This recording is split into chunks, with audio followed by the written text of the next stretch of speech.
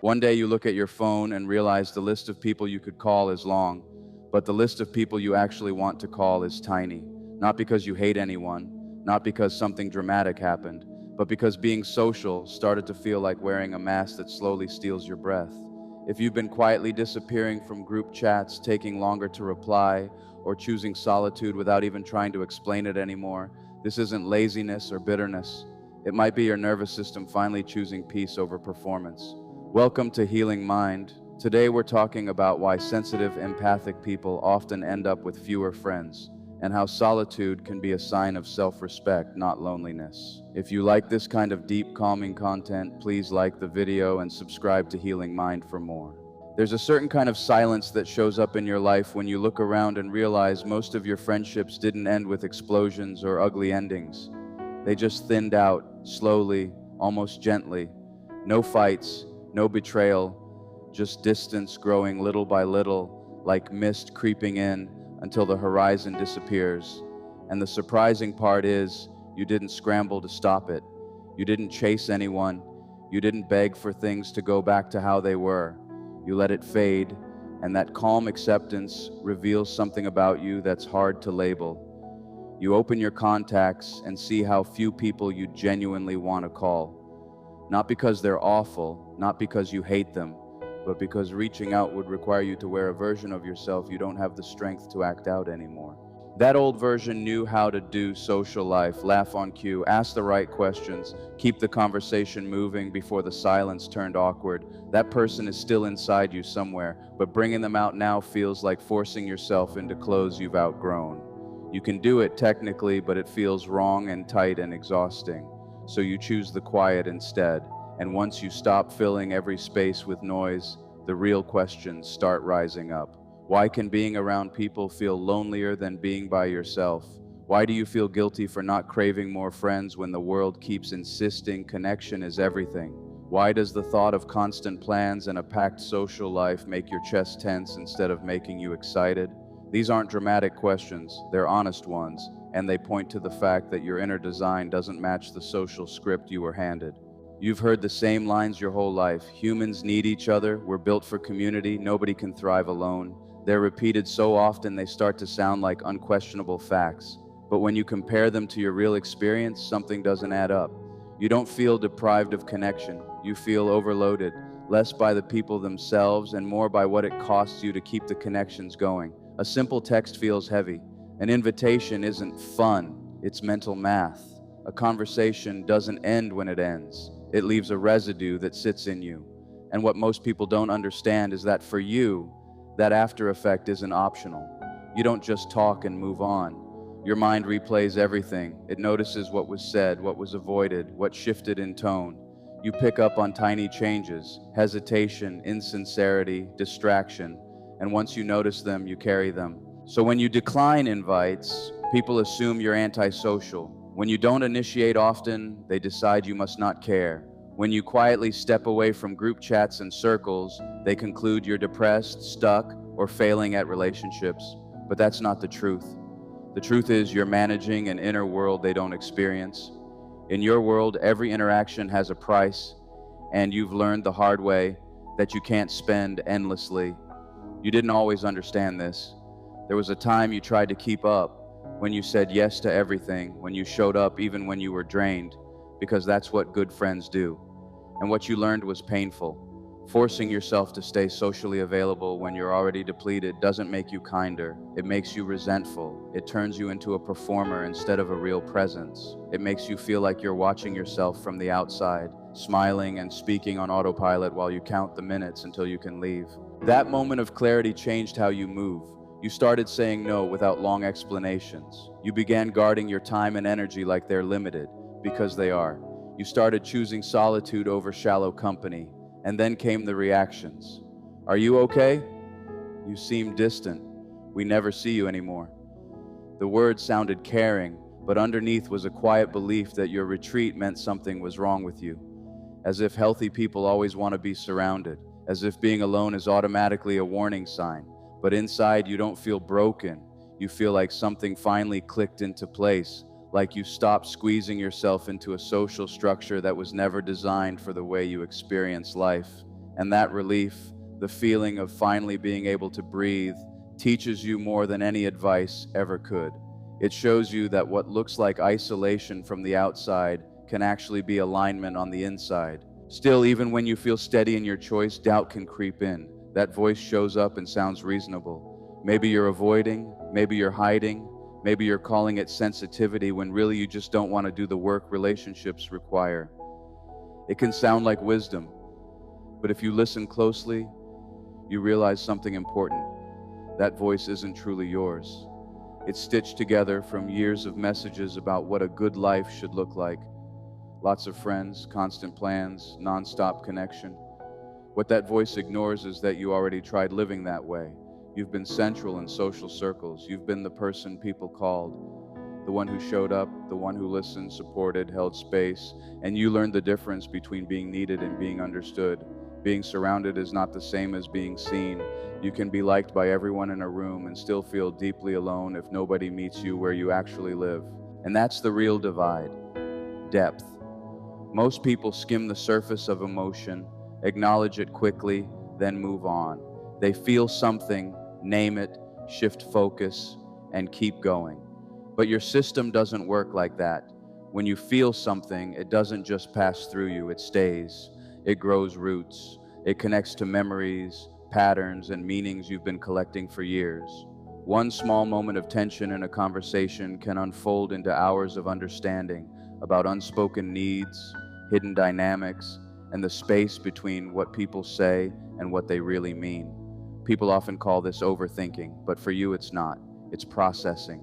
It's how you make sense of emotional information that comes in louder and heavier for you than it does for others. And because you process at that level, casual friendships can feel impossible to sustain. Surface level connection asks you to stay shallow, and that's the exact place you don't naturally live. You end up talking about weather, errands, weekend plans, quick opinions, while the real truth stays locked inside you because bringing it out would change the atmosphere in a way people aren't ready for.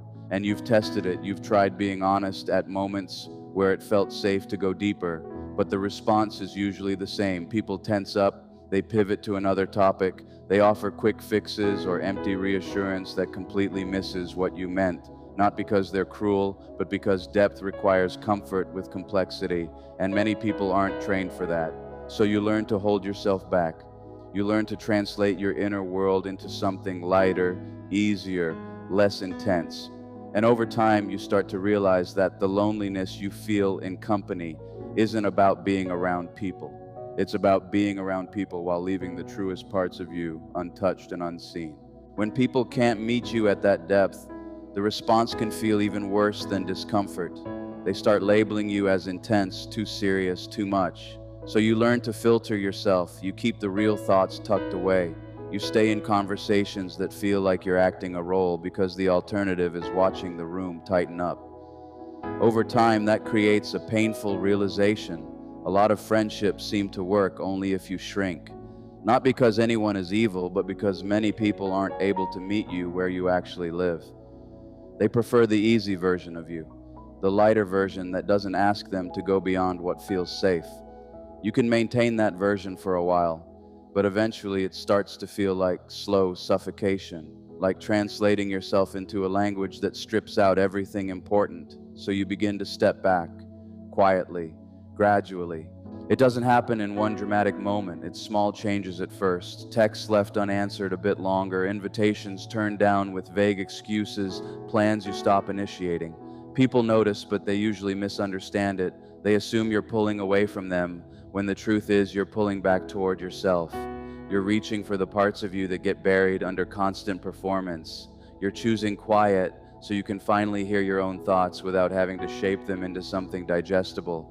And something unexpected happens when you do that. You realize you aren't actually lonely. Loneliness is craving connection and not having it. What you're feeling is closer to solitude, chosen, protective, healing solitude. The kind where you don't have to explain yourself, edit yourself, or live with that constant low-grade anxiety of wondering if you're too much or somehow still not enough.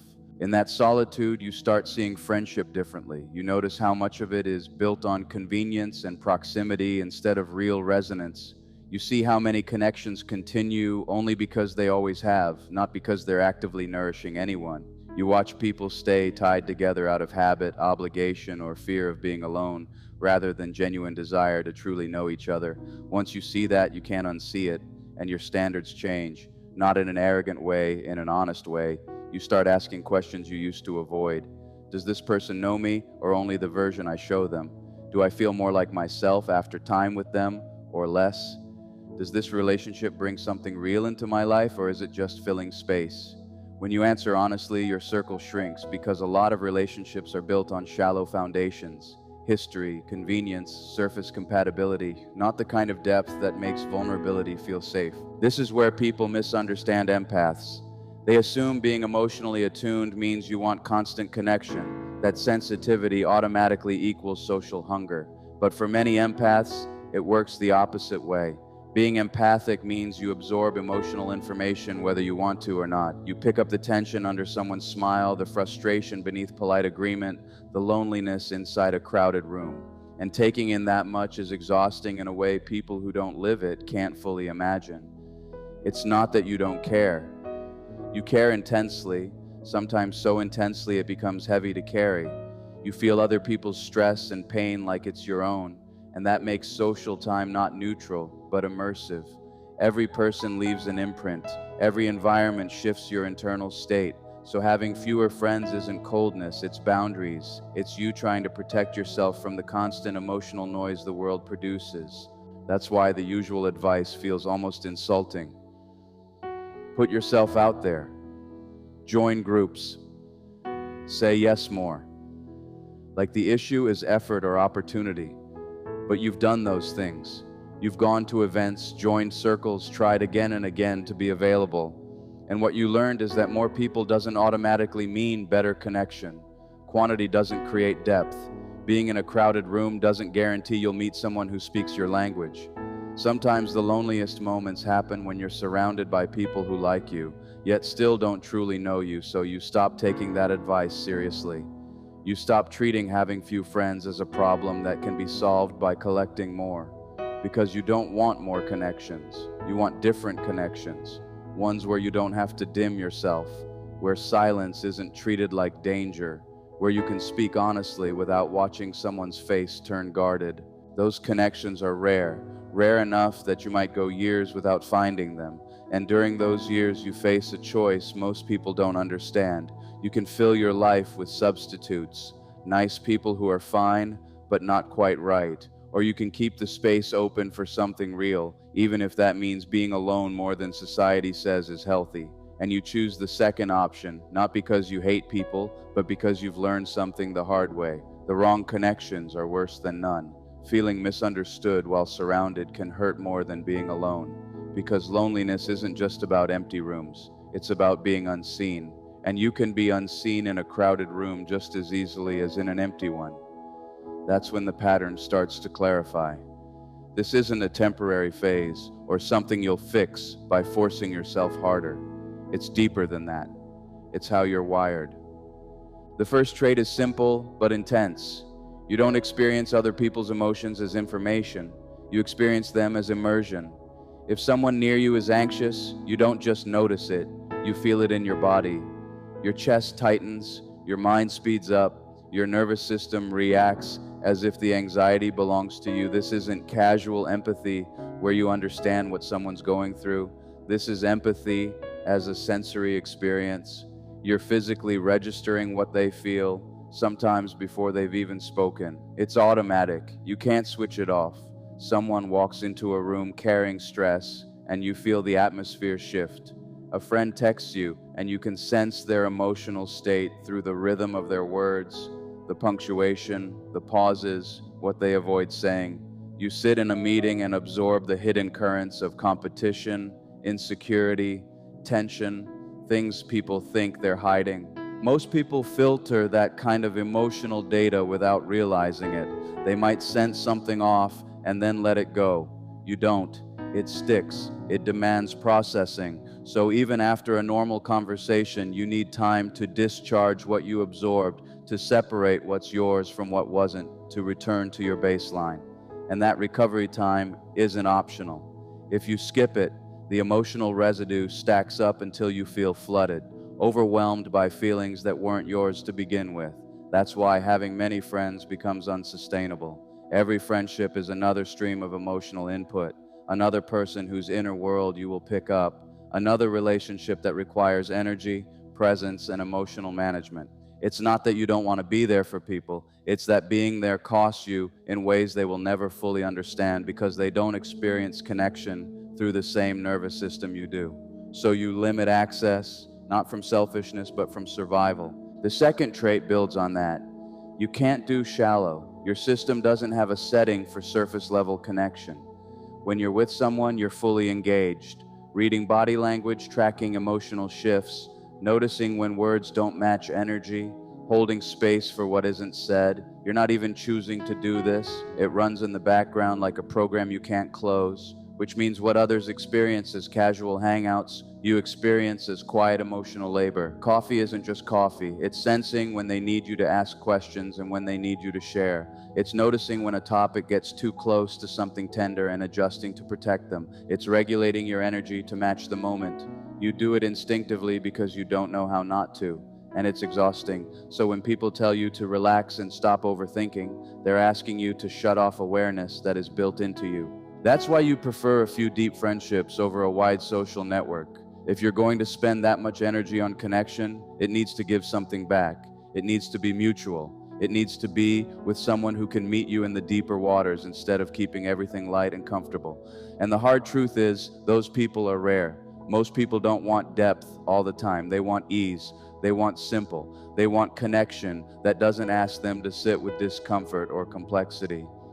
And once you accept that, you stop blaming yourself for not fitting in everywhere. You stop treating your smaller circle as a failure. You start seeing it as a natural outcome of knowing what your nervous system can handle and what your soul refuses to fake anymore. Most people want ease. They want lightness. They want relationships that stay comfortable and don't force them to look too closely at themselves or feel anything too intensely. And because of that, you end up with a very small number of people who can truly meet you where you live. The third trait is quieter but powerful. You're extremely sensitive to anything that feels staged. You can tell when someone is performing instead of being real, when they're saying what sounds right instead of what's true, when they're protecting an image instead of showing their actual self. That makes many social spaces feel exhausting, like walking through a room where everything looks normal but something underneath is off. Most people aren't trying to be fake. They're doing what they learned to do: stay polished, keep things smooth, avoid risk. But your nervous system notices the gap, and it can't fully relax in it. When you sense that performance, it's not that you judge it, it's that you can't connect to it. You feel like you're interacting with a curated version of a person, not the person, and your heart doesn't know how to trust a presentation. You're looking for the real human underneath, the one who doesn't have it all together, who can admit they're unsure, messy, conflicted, still figuring things out. When you can't find that, you feel alone even in a crowd. And the strange part is, you're often the one people open up to. They confess things to you they won't tell anyone else. They feel safe around you because you don't rush to judge, correct, or fix. You listen, you witness, you hold space, and that feels healing to them. But it's rarely mutual, because when you try to share your own depth, when you bring your truth with the same honesty, many people get overwhelmed. They want it to be held, not to hold. So you end up in a painful pattern, being the person everyone leans on, but not the person anyone truly stands beside. People come to you in crisis. They value your insight, your emotional steadiness, your ability to go into uncomfortable conversations without flinching. But they don't want to live there. They want a moment of depth, and then they want to go back to lightness. So they take what they need, then drift back toward relationships that feel easier for them, and you're left carrying the emotional weight of their struggles with nobody carrying yours. Over time, you stop offering that kind of access to people who can't reciprocate. You keep it for yourself, or for the rare person who can match it without running away. And that decision isn't bitterness, it's wisdom. It's you finally realizing your depth is not unlimited, and it shouldn't be handed to people who only know how to take. The fourth trait explains why being alone doesn't scare you the way it scares others. You have a rich inner world, not just thoughts, but entire landscapes of reflection, imagination, and meaning. You can spend hours in your own mind without feeling empty because there's always something to explore, a memory to revisit from a different angle, a pattern to trace, a question to sit with until it opens into clarity. Your mind isn't a blank room that needs constant outside noise. It's more like a deep forest, layered, alive, full of paths you haven't walked yet. That's why solitude doesn't feel like punishment. It feels like returning to yourself. When you're alone, you can finally hear your own thoughts without translating them into something acceptable. You can feel your feelings fully without managing how they land on someone else. And that isn't loneliness, it's freedom. Freedom to be complex, intense, contradictory, and real without worrying whether someone can handle you. People who don't have that internal richness often can't understand it. For them, being alone means boredom, missing out, being cut off from stimulation. They need external connection to feel alive. But you're not missing anything in solitude. You're gaining access to parts of yourself that only show up in silence. The subtle thoughts, the quiet knowing, the creative impulses that get drowned out by social noise. You need that access the same way others need constant company. It's not optional for you. It's part of how you regulate, how you stay sane, how you stay connected to your own truth. Without it, you start to feel like you're living on the surface of yourself. The fifth trait is one people misunderstand the most. You can instantly sense emotional labor imbalance. You know when a relationship is one-sided, when you're giving more than you're receiving, when someone wants your attention, your comfort, your support, but isn't prepared to offer the same back. And unlike people who tolerate that for years, you step back quickly. Not because you're petty, but because you've learned what happens when you ignore that inner signal. You've stayed in friendships where you were always the listener and never the one truly heard, where you showed up consistently while others appeared only when they needed something, where your depth was welcomed, but their surface was all they offered in return. And you learned the cost. Those relationships don't just fail to feed you, they drain you. They create an emotional deficit that can take days or weeks to recover from. So now, when you feel that imbalance forming, you retreat early, before resentment grows. And when you do find the right person, it feels radically different. It feels like you don't have to work to be understood. You don't feel like you're on. You don't feel the urge to perform. Silence feels comfortable instead of awkward. Your body stays calm around them. You leave the interaction feeling more like yourself, not less. That's the real measure. Not how long you've known them, not how often you talk, not how many inside jokes you have, but whether your system relaxes in their presence. If this hit home, like this video, subscribe to Healing Mind, and comment whole so I know you're choosing depth over performance.